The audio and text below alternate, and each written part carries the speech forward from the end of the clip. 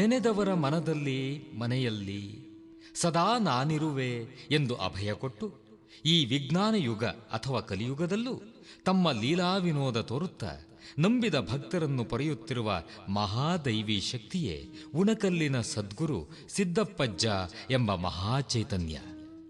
ಇಲ್ಲಿ ನೋಡಿ, ಹುಬ್ಬಳ್ಳಿಗೆ ಅತಿ ಹತ್ತಿರದಲ್ಲಿ ಪುಣೆ ಬೆಂಗಳೂರು ರಸ್ತೆಯ ಪಕ್ಕದಲ್ಲಿ ಕಾಣುವ ಶಿವದೇವಾಲಯ. ನಿತ್ಯ ಪಯಣಿಸುವ ಎಲ್ಲ ಜಾತಿ ಮತದ ಜನರೆಲ್ಲರೂ ತಮಗರಿವಿಲ್ಲದಂತೆ ಇತ್ತ ತಿರುಗಿ ಕೈ ಮುಗಿಯುವ ದೃಶ್ಯ ಇಲ್ಲಿ ಸಾಮಾನ್ಯವಾಗಿದೆ. ನಡೆಯುತ್ತ ಹೊರಟಿರಲಿ, ವಾಹನಗಳಲ್ಲಿ ಪಯಣಿಸುತ್ತಿರಲಿ, ಈ ದೇವಸ್ಥಾನ ಕಂಡ ತಕ್ಷಣ ಮನಸ್ಸು ತಾನೇ ತಾನಾಗಿ ಸಿದ್ದಪ್ಪಜ್ಜ ಸದ್ಗುರುವನ್ನು ನೆನೆಯುತ್ತದೆ, ಶಿರಬಾಗುತ್ತದೆ. ಅಂತಹ ಮಹಾಮಹಿಮನ ಲೀಲೆಯನ್ನು ತಿಳಿಯುವುದು ಅಸಾಧ್ಯವಾದರೂ ಮಾನವ ರೂಪದಲ್ಲಿ ಧರೆಗಿಳಿದು ಲೋಕ ಕಲ್ಯಾಣಕ್ಕಾಗಿ ತಪಿಸಿ ನಾಡನ್ನು ಸಂಚರಿಸಿ ಧರ್ಮ ಭಕ್ತಿ ಪೂಜೆಗಳ ಮಹತ್ವವನ್ನು ಸರ್ವರಿಗೂ ತಿಳಿಸಿ ಪರಬ್ರಹ್ಮತತ್ವ ಪ್ರಕಾಶಗೊಳ್ಳುವಂತೆ ಮಾಡಿ ಭಕ್ತರ ಆತ್ಮೋದ್ಧಾರಕ್ಕಾಗಿ ಶ್ರಮಿಸಿದ ಶಿವಯೋಗಿಯನ್ನು ನಿತ್ಯ ನೆನೆಯುವುದೇ ಒಂದು ತಪಸ್ಸಿನ ಫಲ ನೀಡಬಲ್ಲುದು. ಹಸ್ತಸಿದ್ಧಿ, ವಾಕ್ಸಿದ್ಧಿ, ದೃಷ್ಟಿಸಿದ್ಧಿ, ಭಾವಸಿದ್ಧಿಗಳನ್ನು ಹೊಂದಿ ತ್ರಿಕಾಲಜ್ಞಾನಿಗಳೆಂದು ಪ್ರಶಂಸೆ ಪಡೆದು ನೆನೆದೊಡನೆ ಕಾಪಾಡುವ ಅಜ್ಜ ಎಂದು ಕೂಗಿದೊಡನೆ ಕರುಣೆ ತೋರುವ ಅಜರಾಮರ ದೈವ ಸದ್ಗುರು ಸಿದ್ದಪ್ಪಜ್ಜನವರನ್ನು ಎಷ್ಟು ಬಣ್ಣಿಸಿದರೂ ಕಡಿಮೆ. ಧರೆಯಲ್ಲಿ ಧರ್ಮಜ್ಞಾನಿಯಾದಾಗಲೆಲ್ಲ ಶಿವನೇ ಅವತರಿಸಿ ಧರ್ಮವನ್ನು ಉದ್ಧರಿಸುತ್ತಾನೆ ಎಂಬ ವೇದೋಕ್ತಿಯಂತೆ ಶಿವನೇ ಸಿದ್ದಪ್ಪಜ್ಜನವರ ರೂಪದಲ್ಲಿ ಧರೆಗಿಳಿದು ಬಂದ. ಬಳ್ಳಾರಿ ಜಿಲ್ಲೆಯ ಶಿರಗುಪ್ಪ ಎಂಬ ಊರಿನ ಮಹಾಶರಣ ದಂಪತಿಗಳಾದ ಶ್ರೀ ಶಿವಪ್ಪ ಮತ್ತು ಪಾರ್ವತಮ್ಮನವರು ಮಹಾಶಿವಭಕ್ತರು. ಸದಾಕಾಲ ಶಿವಧ್ಯಾನ, ಪೂಜೆ, ದಾಸೋಹ, ಜ್ಞಾನಿಗಳ ಸೇವೆಯಲ್ಲಿ ಕಾಲ ಕಳೆಯುತ್ತಿದ್ದ ಇವರ ಕನಸಿನಲ್ಲಿ ಶಿವಯೋಗಿಯೊಬ್ಬರು ದರ್ಶನ ನೀಡಿ ನಿಮ್ಮ ಶಿವಭಕ್ತಿಯ ಫಲವಾಗಿ, ನಿಮ್ಮ ಪುಣ್ಯದ ಮೊತ್ತವಾಗಿ ಶಿವನೇ ನಿಮ್ಮ ಮಗನಾಗಿ ಜನಿಸಿ ಲೋಕ ರಕ್ಷಕನಾಗುತ್ತಾನೆ ಎಂದು ಆಶೀರ್ವದಿಸಿ ರುದ್ರಾಕ್ಷಿ ವಿಭೂತಿಗಳನ್ನು ಕರುಣಿಸಿದರು. ಮುಂದೆ ಕೆಲ ದಿನಗಳಲ್ಲಿ ಈ ದಂಪತಿಗಳಿಗೆ ಜನಿಸಿದ ಮಗುವೇ ನಮ್ಮ ಸಿದ್ದೇಶ್ವರರು. ಶಿವನ ಆಶೀರ್ವಾದದ ಬಲದಿಂದ ಸಿದ್ದಪ್ಪನೆಂಬ ನಾಮಕರಣ ಹೊಂದಿದ ಇವರು ಪೌರ್ಣಿಮೆಯ ಚಂದ್ರನಂತೆ ಬೆಳೆದರು. ತನುವಿಗೆ ಅರಿವು ಮೂಡುತ್ತಿದ್ದಂತೆ ತಂದೆ ತಾಯಿಗಳ ಭಕ್ತಿ ಧರ್ಮಾಚರಣೆಗಳನ್ನು ಕಂಡ 5 ವರ್ಷದ ಸಿದ್ಧನಿಗೆ ಆಧ್ಯಾತ್ಮದ ಹಸಿವು ಪ್ರಾರಂಭವಾಯಿತು. ಬಾಲ್ಯದಲ್ಲಿಯೇ ಮಗನ ಯೋಗದ ಹಸಿವು, ಸಾಧು ಸಂತರ ಸಹವಾಸ ತಂದೆ ತಾಯಿಗಳನ್ನು ಚಿಂತೆಗೆ ದೂಡಿತು. ಸಿದ್ದೇಶ್ವರರು ಭೇಟಿಯಾಗುತ್ತಿದ್ದ ಯೋಗಿಗಳನ್ನೇ ಕಂಡು ತಮ್ಮ ಮಗನನ್ನು ಲೌಕಿಕ ಜಗತ್ತಿನಲ್ಲಿ ಉಳಿಸಿಕೊಳ್ಳಲು ಅವರು ಮಾಡಿದ ಪ್ರಯತ್ನ ವ್ಯರ್ಥವಾಯಿತು. ಹೆತ್ತ ತಂದೆ ತಾಯಿಗಳು ಶಿವನ ಪಾದ ಸೇರಿದ ನಂತರವಂತೂ ಸಿದ್ಧರ ದಾರಿ ಮತ್ತಷ್ಟು ನಿಚ್ಚಳವಾಯಿತು, ಸುಗಮವೂ ಆಯಿತು. ಅದೇ ಸಮಯಕ್ಕೆ ಶಿವನೇ ಶಿವಯೋಗಿಯ ರೂಪದಲ್ಲಿ ಬಂದು ಸಿದ್ಧರನ್ನು ಎಚ್ಚರಿಸಿ ಲೋಕ ಕಲ್ಯಾಣಕ್ಕೆ ಅಣಿಗೊಳಿಸಿದನು. ಅಲ್ಲಿಂದ ಪ್ರಾರಂಭವಾಯಿತು ನಮ್ಮ ಸಿದ್ಧರ ಸಂಚಾರ. ಕಾಡು ಮೇಡು ಅಲೆದರು, ಕೆಲವರಿಗೆ ಹುಚ್ಚರಾಗಿ ಕಂಡರು, ಹಲವರಿಗೆ ತಿರುಕನಂತೆ ಕಂಡರು. ಒಂದೇ ಸಮಯಕ್ಕೆ ಹಲವು ಸ್ಥಳಗಳಲ್ಲಿ ಕಾಣಿಸಿಕೊಂಡರು. ತುಂಗಭದ್ರೆಯ ದಡದಲ್ಲಿ, ಚಕ್ರತೀರ್ಥದ ಹತ್ತಿರ ಗುಡ್ಡದಲ್ಲಿ ಕ್ರೂರ ಹುಲಿಯೊಂದಿಗೆ ಆಟವಾಡುತ್ತಿದ್ದರು. ಸಂಚರಿಸುತ್ತಾ ಗದಗ ತಾಲೂಕಿನ ಲಕ್ಕುಂಡಿಗೆ ಭೇಟಿ ಕೊಟ್ಟಾಗ ದೇವಾಲಯವೊಂದರಲ್ಲಿ ಜಕ್ಕಣಾಚಾರ್ಯರಿಂದ ಸಂಸ್ಕೃತದಲ್ಲಿ ಕೆತ್ತಿದ್ದ ಬರಹವೊಂದು ಕಣ್ಣಿಗೆ ಬಿತ್ತು. ಗುರುವಿನ ಉಪದೇಶದ ಮಹತ್ವವನ್ನು ಅರಿತು ಗುರುಶೋಧನೆಗೆ ಅಲೆದರು. ಹಲವರಿಂದ ಅವಮಾನಿತರಾದರು.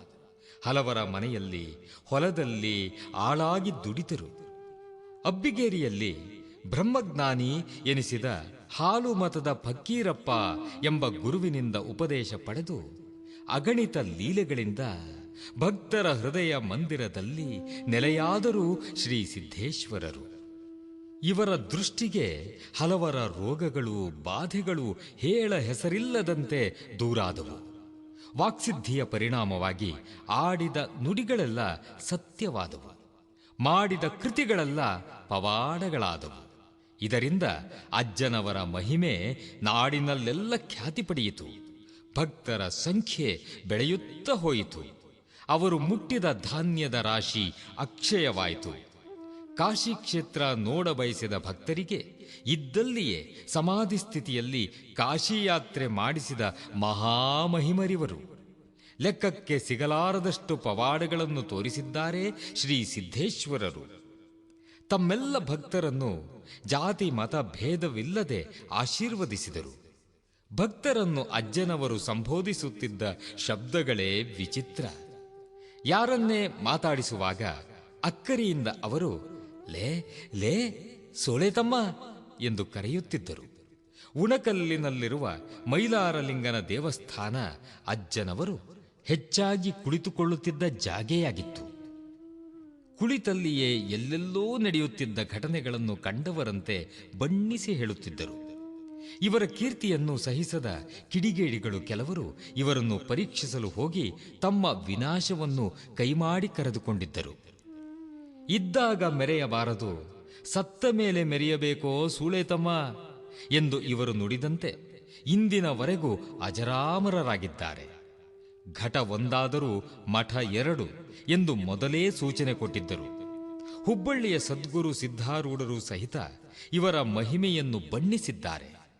ಜನನ ಮರಣಗಳಿಲ್ಲದ ಮಹಾಪುರುಷ, ತ್ರಿಕಾಲ ಜ್ಞಾನಿ, ಕುಳಿತಲ್ಲಿಂದಲೇ ಕಾಶಿ ವಿಶ್ವೇಶ್ವರ ಲಿಂಗದ ಮೇಲೆ ಯಾವ ಹೂವು ಇವೆ, ಎಷ್ಟು ಇವೆ ಎಂಬುದನ್ನು ಹೇಳಬಲ್ಲ ಜ್ಞಾನಿಗಳು ಈ ಸಿದ್ಧೇಶ್ವರರು ಎಂದು ಸಿದ್ಧಾರೂಢರು ಅಪ್ಪಣೆ ಕೊಡಿಸಿದ್ದಾರೆ.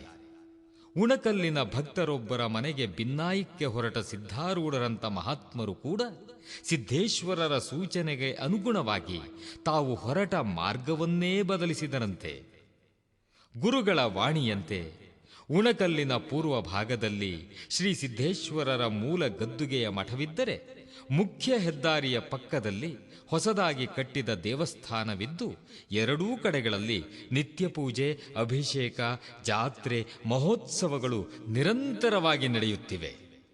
ಇವರ ಭಕ್ತರಲ್ಲಿ ಪ್ರಮುಖರು ಬೆಣಚಿ ಮನೆತನದ ಶ್ರೀಯುತ ಫಕ್ಕೀರಪ್ಪನವರು ಹಾಗೂ ಧರ್ಮಪತ್ನಿ ನೀಲಮ್ಮ ಬೆಣಚಿಯವರು. ಹೊಸ ಮಠವನ್ನು ಕಟ್ಟುವಾಗ, ರಥೋತ್ಸವ ಮಾಡುವಾಗ ಈ ದಂಪತಿಗಳು ಬಹಳವಾಗಿ ಶ್ರಮಿಸಿದ್ದಾರೆ. ಅಂತೆಯೇ ಶ್ರೀ ಸಿದ್ಧೇಶ್ವರರು ಸದಾ ಈ ದಂಪತಿಗಳಿಗೆ ಆಶ್ರಯದಾತರಾಗಿ ಅನೇಕ ರೀತಿಯಿಂದ ಆಶೀರ್ವಾದ ಮಾಡಿ ಅವರು ಕೈಗೊಂಡ ಕೆಲಸಗಳೆಲ್ಲವೂ ಫಲಪ್ರದವಾಗುವಂತೆ ಮಾಡಿದ್ದಾರೆ. ಇಂದಿಗೂ ಉಣಕಲ್ಲಿನ ಪ್ರತಿ ಮನೆಯಲ್ಲೂ ಭಕ್ತರಲ್ಲೂ ಒಂದಿಲ್ಲೊಂದು ರೀತಿಯಲ್ಲಿ ಸಿದ್ದಪ್ಪಜ್ಜನವರ ಲೀಲೆಗಳು ಘಟಿಸುತ್ತಲೇ ಇವೆ. ಅಂತೆಯೇ ಅವರ ಭಕ್ತರಾದ ಬೆಣಚಿ ದಂಪತಿಗಳ ಸಮಾಧಿಗಳು ಇಲ್ಲಿ ಪೂಜೆಗೊಳ್ಳುತ್ತಿವೆ. ತಮ್ಮ ಕೊನೆಗಾಲದ ಅವಧಿಯನ್ನು ಮೊದಲೇ ಅರಿತ ಅಜ್ಜನವರು ತಮ್ಮೆಲ್ಲ ಭಕ್ತರಿಗೂ ವಿಷಯ ತಿಳಿಸಿದ್ದರು. ತಾವು ಬಯಸಿದರೆ ಇಚ್ಛಿಸಿದಷ್ಟು ವರ್ಷ ಬದುಕಬಹುದು, ಆದರೆ ಶರಣರಿಗೆ ಮರಣವೇ ಮಹಾನವಮಿ ಎಂಬಂತೆ ಶಿವನಪ್ಪಣೆ ಬಂದೊಡನೆ ಹೊರಟು ಬಿಡಬೇಕು. ಭಕ್ತರು ಯಾರೂ ಚಿಂತಿಸಬಾರದು. ನಾನು ದೇಹವನ್ನು ಮಾತ್ರ ತ್ಯಜಿಸುತ್ತೇನೆ, ನಿಮ್ಮೆಲ್ಲರ ಭಕ್ತಿಯ ಕರೆ ಕೇಳಿದೊಡನೆ ಕರುಣಿಸುತ್ತೇನೆ, ನೆನೆದವರ ಮನದಲ್ಲಿ ಸದಾ ಇರುತ್ತೇನೆ ಎಂದು ಅಭಯ ಕೊಟ್ಟರು. ಇಲ್ಲಿ ಕಾಣುವ ಪಾದಗಟ್ಟೆಯೇ ಅಜ್ಜನವರು ಶಿವನಲ್ಲಿ ಒಂದಾದ ಜಾಗೆ. ಎಲ್ಲ ಭಕ್ತರು ದರ್ಶನ ಮಾಡಿಕೊಳ್ಳುವ ಸಲುವಾಗಿ 3 ದಿನಗಳವರೆಗೆ ಅಜ್ಜನವರ ಶರೀರವನ್ನು ಇಲ್ಲಿ ಇಟ್ಟಿದ್ದರೂ ಸ್ವಲ್ಪವೂ ಕಳೆಗುಂದಿರಲಿಲ್ಲ. ಬದಲಾಗಿ ಕಾಂತಿಯುತವಾಗಿ ಹೊಳೆಯುತ್ತಿತ್ತು. ಇಂಥ ಮಹಾತ್ಮನ ಕರುಣೆಗೆ ಪಾತ್ರರಾದ ಉಣಕಲ್ಲಿನ ಜನತೆ ಧನ್ಯರು. ಚನ್ನಬಸವೇಶ್ವರ ಗ್ರಾಮದ ಮುಖಾಂತರವೇ ಉಳವಿಗೆ ಪ್ರಯಾಣಿಸುವಾಗ ಇಲ್ಲಿರುವ ಕೆರೆದಂಡೆಯಲ್ಲಿ ಸ್ನಾನ ಪೂಜಾದಿಗಳನ್ನು ಕೈಗೊಂಡದ್ರಿಂದ ಇಲ್ಲಿಯೂ ಉಳವಿ ಬಸವಣ್ಣನ ದೇವಸ್ಥಾನವಿದೆ. ಈ ಉಣಕಲ್ಲು ಉಳವಿಯ ಹೆಬ್ಬಾಗಿಲು ಎಂಬ ಹೆಸರು ಪಡೆದಿದೆ. ಇಷ್ಟಲ್ಲದೆ ಇವರು ಸಂಚರಿಸಿ ಪವಾಡಗೈದ ಲಿಂಗದಾಳ, ವೆಂಕಟಾಪುರ, ಗೋಪನಕೊಪ್ಪ, ಇಬ್ರಾಹಿಂಪುರ ಮುಂತಾದ ಅನೇಕ ಸ್ಥಳಗಳು ಪಾವನ ಕ್ಷೇತ್ರ ಎನಿಸಿವೆ. ಉಣಕಲ್ಲು ಹುಬ್ಬಳ್ಳಿ ನಗರದ ಒಂದು ಭಾಗವಾಗಿದ್ದರೂ ನಗರದ ಗಾಳಿ ಅಷ್ಟಾಗಿ ಬಡಿದಿಲ್ಲ. ವಿಲಾಸಮಯ ಜೀವನವಾಗಲಿ ನಗರದ ಆಕರ್ಷಣೆಗಳಾಗಲಿ ಉಣಕಲ್ಲಿನಲ್ಲಿ ಇಲ್ಲ. ಸಿದ್ಧೇಶ್ವರರ ಸಾನ್ನಿಧ್ಯದಿಂದ ಹಾಗೂ ಆಶೀರ್ವಾದ ಬಲದಿಂದ ಇಂದಿಗೂ ಧರ್ಮ ಭಕ್ತಿಗಳಿಗೆ ಈ ಗ್ರಾಮ ಹೆಸರಾಗಿದೆ, ಧರ್ಮವಂತರ ಬೀಡಾಗಿದೆ. ಇಂದು ಅಜ್ಜನವರಿಲ್ಲ, ಆದರೆ ಅವರ ಚೈತನ್ಯ ಮಾತ್ರ ಗದ್ದುಗೆಯ ರೂಪದಲ್ಲಿ ಇಂದಿಗೂ ಭಕ್ತರನ್ನು ಕಾಯುತ್ತಿದೆ.